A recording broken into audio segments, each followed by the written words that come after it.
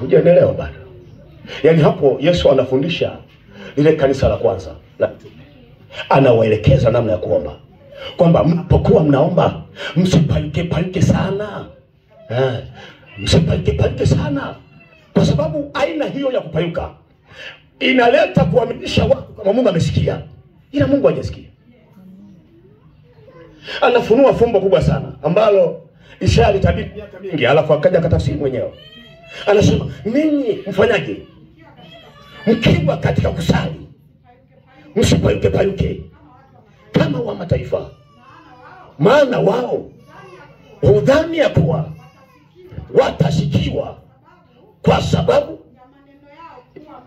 sababu ya maneno yao kuwa mengi. Sio maombi. Unajua kuomba kuna kuongea maneno. Bwana asifiwe. Amen. Bwana asifiwe. Amen. Bwana asifiwe. Bwana asifiwe. Namna ya kuomba. Namna ya kuomba. Namna ya kuomba.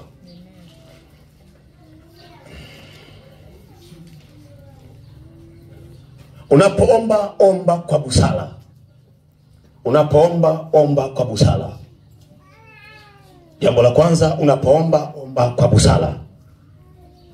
Kwa sababu za kiusalama.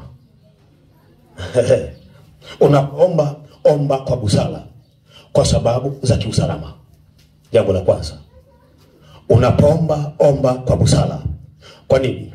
Kwa sababu za kiusalama. Unapoomba, omba kwa busara. Kwa nini? Kwa sababu za kiusalama. Kitabu cha Mathayo. Kitabu cha Mathayo sura ile ya 10. Sura ya 10. Mstari ule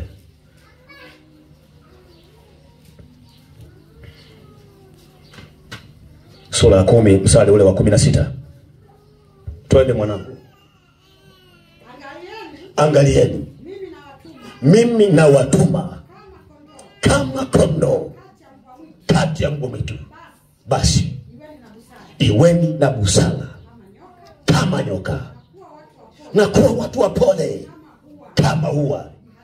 Jihadharini na wanadamu, kwa maana watawapeleka mabarazani na katika masinagogi, na katika masinagogi yao mtanyukwa, nanyi mtachukuliwa mbele ya maliwali na wafalme kwa ajili ya Kristo. Yaani huo ni ushuhuda na kwa mataifa. Bado kuna watu hawajaelewa. Soma kidogo. Nataka watu waelewe. Angalieni. Yesu anasema, mimi nawatuma kama kondoo kati ya mbwa mwitu. Basi iweni na busara kama nyoka, na kuwa watu wapole kama hua. Jihadharini na wanadamu. Asante. Jihadharini na nini? Yaani hapa Yesu hajaelekeza tujihadhari na wanyama. Aheri ukakae pale ni 10.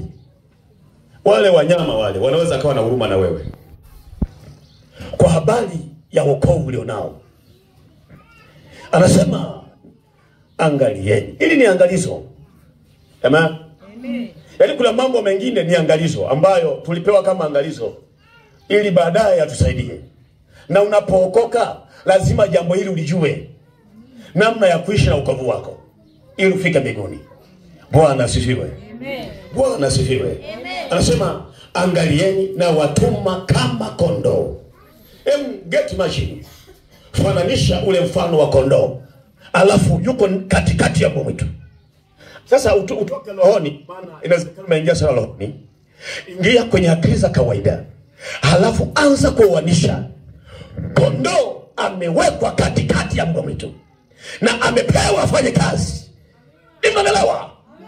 Yaani kondoo anatumwa kwenye kichaka ambacho mbwa mwitu wako pale, ila amepewa afanye kazi na aishi pale.